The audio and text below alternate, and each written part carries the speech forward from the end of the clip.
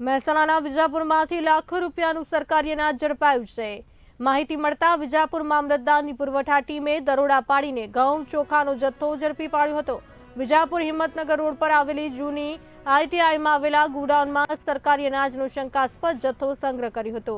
ત્યારે આ અંગેની માહિતી મળતા મામલતદારની પુરવઠા ટીમે દરોડા પાડી અનાજનો જથ્થો જપ્ત કર્યો। મામલતદારની પુરવઠા ટીમે ઘઉં ચોખા એક ટ્રક મળી ₹52,52,645 અનાજ સાથે કુલ ₹24,88,845 રૂપિયાનો મુદ્દામાલ જપ્ત કરી ધોરણસરની કાર્યવાહી હાથ ધરી છે।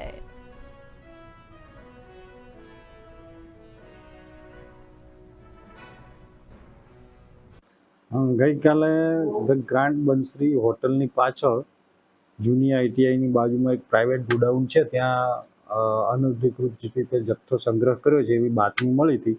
બાતમીના અનુસંધાને હું અને અમારી ટીમ દ્વારા આ સ્થળે તપાસણી કરેલી। તપાસણીની અંદર ઘઉં 10,600 કિલો અને ચોખા 29,555 કિલો અને ટ્રક એમ એની ત્રણેયની કિંમત ગણીને 24,88,845 રૂપિયાનો જથ્થો સરકાર હસ્તક લીધો છે અને કાગળો બનાવીને માન્ય કલેક્ટર સાહેબને સાદર કર્યા।